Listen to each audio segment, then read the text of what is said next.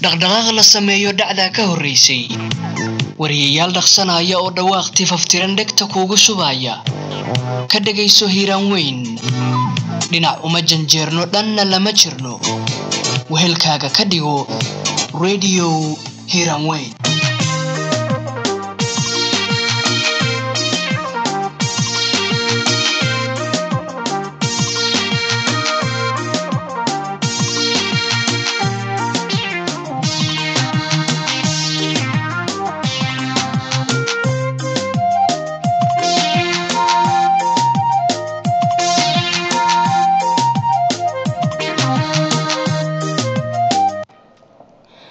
subax wanaagsan dhageystayaal ku soo dhawaada warka subaxnimo ee hiiraaweyn qodobada aad ku dhageysan doontaan waxa ugu dooron wafdi ka socda dowladda Soomaaliya oo maanta ku soo wajahan magaalada Beledweyne ee gobolka Hiiraan. dowladda Soomaaliya oo war ka soo saartay xubnihii ka socda dowladda Itoobiya ay gaaray magaalada Muqdisho. heshiis hordhac oo laga gaaray dagaal beeleedyo ka dhacay deegaano ka tirsan gobolka Mudug. maamulka gobolka Banaadir oo kulan la qaatay haweenka ku nool caasimadda Muqdisho. dibaddana waxaad ku dhageysan doontaan warkeena subax. Koonfur Afrika iyo dalal kale oo mar kale dib u soo cusboonaysiinaya dacwad ka dhan ah Israa'iil. soo gudbinta warkan waxa idin suura galiyay shirkadda isgaarsiinta Somtel waa shirkadda ugu wanaagsan shirkadaha Soomaalida ku hadal iyo internetba.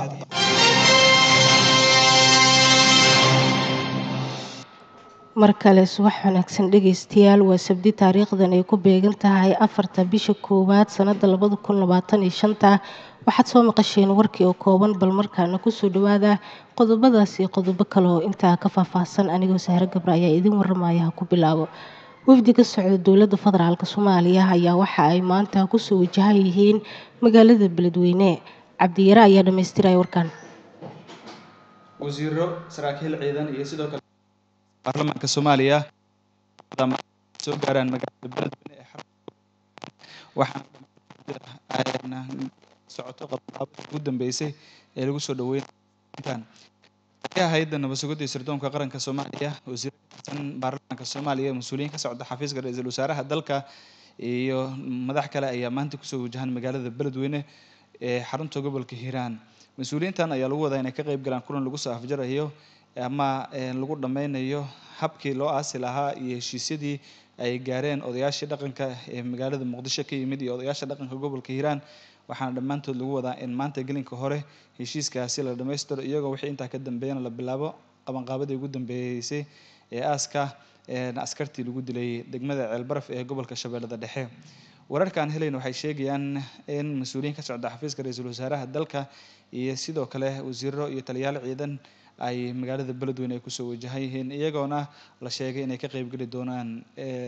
dhameynta heshiiskaasi iyo sidoo kale aaska loo sameynayo saraakiishii ama askartii lagu dilay degmada Ceelbaraf ee gobolka Shabeellada Dhexe.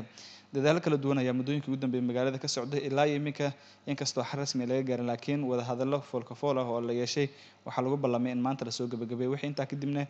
aas loo sameeyo saraakiishaasi. haddaba wixii warar ka soo kordho Hiiraaweyn ayaad ka dhageysan doontaan dhageystayaal. maamulka gobolka Banaadir ayaa waxa uu kulan la qaatay haweenka ku nool magaalada Muqdisho ee caasimadda Soomaaliya. Cabdiraxmaan Axmed Maaskare ayaa soo jeedinaya warkan. gudoomiyaha gobolka Banaadir ahna duqa magaalada Muqdisho mudane Maxamed Axmed Amiir ayaa kulan tala wadaaga la qaatay qaar ka mid ah haweenka Soomaaliyeed ee ku dhaqan magaalada caasimadda ee Muqdisho si uu uga dhageysto markaasi talooyinkooda ku aadan horumarinta magaalada caasimadda ee Muqdisho. kulankan ayaa ka dhacay aqalka dowladda hoose xamar ayaa waxaa gudoomiye Amiir mid uga dhageystay haweenka oo kulanka la qaatay iyagoona ka hadlay dardargelinta horumarinta caasimadda gaar ahaan sugidda amniga, nadaafadda, caafimaadka, waxbarashada, dhismaha kaabayaasha dhaqaalaha, shaqo abuurka, doorka haweenka ka qaybgalka hoggaanka, hirgelinta doorashooyinka iyo la dagaalanka maandooriyaha iyo ilaalinta bilicda magaalada caasimadda ee Muqdisho. gudoomiyaha gobolka banaadir ahna duqa magaalada muqdisho mudane maxamed axmed amiir ayaa tilmaamay in haweenka soomaaliyeed ay tiir adag u yihiin dowladnimada soomaaliya iyo markaasi nabadda iyo horumarinta bulshada isagoo intaas kadib sheegay in talooyinka ay soo jeediyeen haweenka uu ku biirin doono qorshayaasha markaasi iyo siyaasadda maamulka gobolka banaadir iyo dowladda. waxaana laga filayaa wadamada adduunyada inaan hogaamino 15 dal ee ku jira golaha ammaanka waa 15 dal ee adduunyada ugu awoodda badan meel kasta ay wax laga gaaraya ayaga go'aan ka gaara marka waa guul aad weyn waxaan u hambalyaynayaa dhammaan dadka Soomaaliyeed guushaasi qiimaha badan ee la gaaray waxaan kaloo gaar ugu hambalyaynayaa hoggaanka dalka madaxweynaha iyo ra'iisul wasaaraha oo runtii tan kaliya ma aha guulo badan oo isdaba jooga soo sameeyay hadday baddo tahay hadday dariska colaadaha nagala dhaxeeya tahay haddii ay tahay culeysyada badan ee na haysta waxaan u hambalyaynayaa waa hoggaan nagu hoggaamiyey meel aan ku faalin karno maanta inaan ka mid nahay the Security Council of the United Nations. waxyaabo badanaa laga hadlay gabdhuhu aniga hooyo ay dhashay waxay bartay isoo korisay aabahay anoo yaruu dalka ka tegay laakiin hooya waxaan ahay iga dhigtay oo aanu daymaysnahay ilaahay ha u naxariistee erayada xanuunka erayada qiimaha leh aan ka barta waxaa ka mid ah maandhow qof yiri ii kaalmee kaamerooni ma dhihin sidaas darteed gabdhaan dhalay gabdhaha ay la dhashay gabar baa ii dhaxday marka wax badan oo deyna ayay igu leeyihiin hooyooyinka iyo haweenka iyo gabdhaha dhab ahaanna hoggaaminta marka ay timaado nin kasta oo wax ah gabar baa wax ka dhigta haddaan garabka laga qaban guri oodi maayo marka qiimaha aad leedihiin lama soo koobi karo marka ay timaado dal dhisna runtii cidda wax dhista ee wax dhaqaajisa ee ragga dhaqaajisa ee dirta waa haweenka mar xanuunkooda ku dhibaya mar erayadooda naxariista la ku dhiirigelinaya mar tilmaamahooda kaalmo ku noqonaya sidaa darteed ninka gabar wax baray bulsho wax baray waxaan aqaano oo dhan hooyo ay bartay waxaa laga yaabaa caawa inaad u hays leedihiin waxbaan kaa filaynaa iyo hoggaan baad noqonaysaa watahay cabdiraxmaan axmed maaskare aada buu u mahadsan yahay magaalada gaalkacyo ee xarunta gobolka mudug waxaa ka bilowday kulamo looga hadlayo xal u helidda dagaal beeleedi ka dhacay deegaano ka tirsan gobolkaasi waxaa la sugayaa xubno ka imaanaya dowlad goboleedka puntland oo maanta ku wajahan magaaladaasi wafdiga maanta waa markaasi wafdiga horey u gaaray magaalada gaalkacyo ayaa waxa ay iskugu jiraan wasiiro xildhibaano waxaana hogaaminayay wasiirka wasaaradda amniga axmed cabdi aadan goobe isagoona markaasi warbaahinta la hadlay goobe ayaa la tilmaamay in madasha wadahadalka lasoo dhigi doono waxyaabihii horey markaasi ugu ballameen labada dhinac si loo ogaada cidda burburisay qodobadii horey looga heshiiyey iyadoo markaasina goobta laga sheegay in iqaabtiisa la marsii doono madaxweynayaasha dowlad goboleedka puntland iyo galmudug ayaa la filayaa in ay gaaraan magaalada gaalkacyo ee xarunta gobolka mudug dowladda federaalk soomaaliya ayaa markaasi waxa ay ka hadashay wafdigii ka socday dowladda Itoobiya ee gaaray magaalada Muqdisho maxamed bareere ayaa soo jeedinaya warkaan qoraal ka soo baxay wasaaradda arrimaha dibadda xukuumadda federaalk ee Soomaaliya ayaa lagu sheegay in wasiirka wasaaradda gaashaandhigga xukuumadda federaalk ee Soomaaliya Cabduqaadir Maxamed Nuur Jaamac oo Muqdisho ku soo dhaweeyay wafdiga socda dowladda Itoobiya ay hogaaminayso Caaisha Maxamed oo ah wasiirka gaashaandhigga dowladda Itoobiya booqashadan ayaa qayb ka ah dadaalada socda ee lagu xoojinayo horumarka laga gaaray baaqiga Ankara ee dhacay 11 Diseembar sanadkii 2024 ayaa lagu yiri warkaan ka soo baxay wasaaradda dowladda Soomaaliya waxay toddobaadkii hore Addis Ababa u dirtay wafdi hogaaminaya wasiirka dowladda wasaaradda arrimaha dibadda halka Itoobiya hadda ay Soomaaliya u soo dirtay wafdigaas lamid ah dowladda federaalka ee Soomaaliya waxay hoosta ka xariiqaysaa muhiimadda wadahadallada heerka sare ee labada geesoodka ah kuwaasi oo matalaya tallaabooyin oo lagu xoojinayo xasiloonida gobolka lagu kordhinayo kalsoonida labada dhinac laguna xoojinayo ixtiraamka madax-bannaanida iyo midnimada dhuleed ee Jamhuuriyadda Federaalka ee Soomaaliya ayaa lagu yiri war qoraal ah oo ka soo baxay wasaaradda arrimaha dibadda intay socdeen dadaalada wasiirka gaashaaniga wuxuu carab ku adkeeyay dadaalada socda ee lagu xoojinayo ama lagu dhammaystirayo dhismaha howlgalka EUSOM iyadoo loo marayo iskaashi laba geesood ah iyo mid dhinacyo badan leh dowladda federaalka ee Soomaaliya waxaa ka go'an in la ixtiraamto heshiisyadii hore waxaana muujiyay sida ay ugu doonayaan in la tixgeliyaan codsiga Itoobiya ee inay ciidamada ku biiraan EUSOM ayaa lagu yiri qoraal ka soo baxay dowladda federaalka ee Soomaaliya qoraal ka soo baxay dowladda federaalka ee Soomaaliya ayaa intaas ku sii daray si waafaqsan go'aankeeda joogtada ah ee ku aadan mabaadi'da baaqi Ankara Jamhuuriyadda Federaalka ee Soomaaliya waxay xaqiijinaysaa sida ay uga go'an tahay fulinta heshiisyadii laga gaaray waxayna aaminsan tahay in mabaadi'da lagu sheegay bayaanka heshiiska aaska adag ee dib u dhiska kalsoonida iyo kobcinta iskaashiga togan ee adeega danaha ay wadaagaan labada dal dowladda Soomaaliya ayaa maalmo ka hor golaha ammaanka ee qaramada midoobay ka hor sheegtay in ciidanka Itoobiya uusan ka mid noqon doonin EUSOM oo howlgalka cusub ee sanadkan bedelaya ATMIS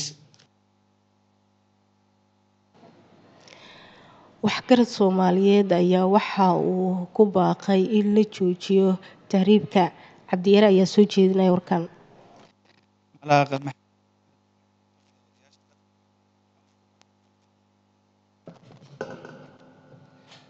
Malaaq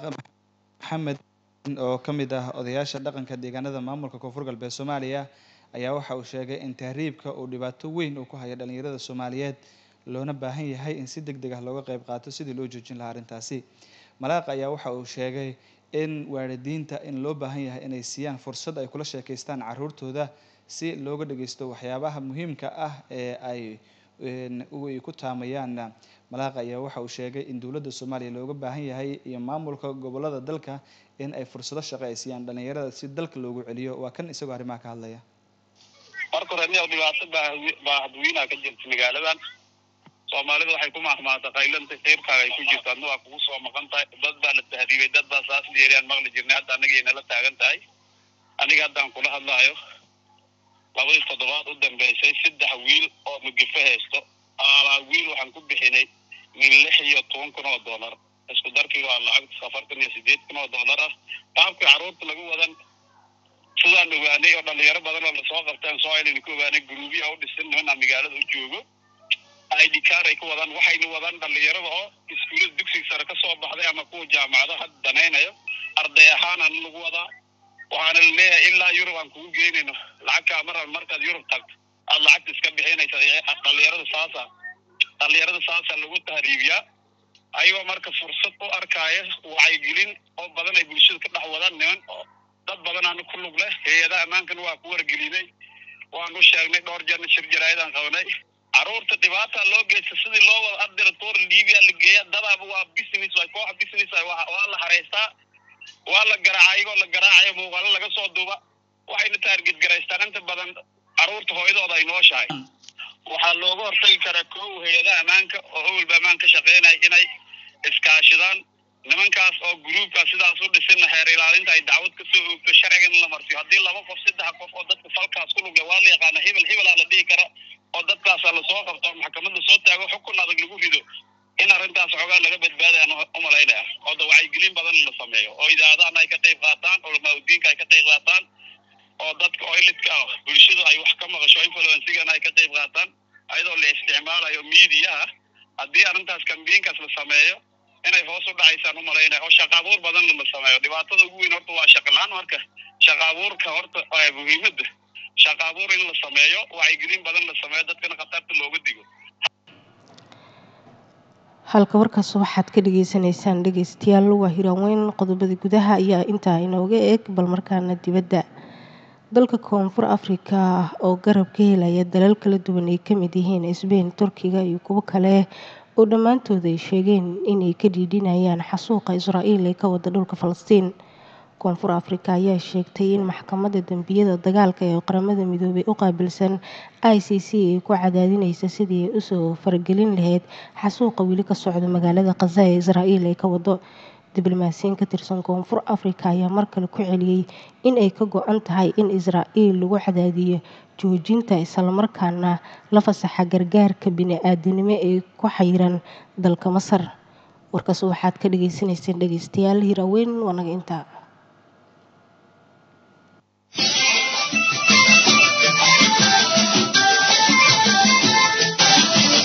wararkii ugu dambeeyay ee ka dhaca gudaha dalka iyo dibadda ka dhageyso idaacadda Hiraweyn. haddii ay ku dhaafaan waxa aad dib kaga daaraca kartaa iyaga oo maqal iyo qoraal ah website-ka iyaga oo ah www.hiraweyn.com ama hiraweyn.net. Radio Hiraweyn waa idaacadda idaacadaha iyo isha wararka.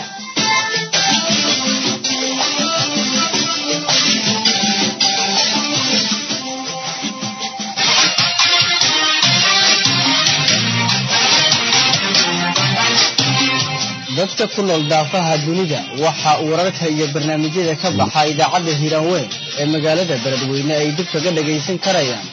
barta internetka ee hiraweyn.net ama hiraweyn.com.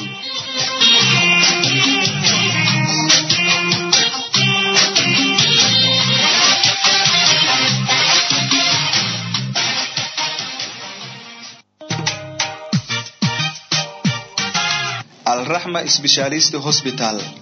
guud ahaan arladeena halkii aad ka istaagtay isbitaal wada aragtay ha yeeshee aqoon iyo adeeg caafimaad baa inta la isku dhaafay isbitaalka takhasusiga alraxma intii aad u aragto adeegii heshayba aqbasho amaantay sheeweye agabkii u dambeeyay dhaqaatiir aamino aqoontoodu sareyso isbitaalka alraxma umaday ku macruuf ah saasa la koofadey ish ala tayadiisa qalabkiisu amaanan bukaankii arkaan aqbalayn meel kaleeto isbitaalka alraxma waa isbitaalka ugu kalsoonida badan gobolka Hiiraan kuna guuleystay daaweynta iyo qaliimo kuwaasi oo loo fidiyay tiro badan oo bulshada kamid ah waxaana ka howlgala dhaqaatiir wada takhasus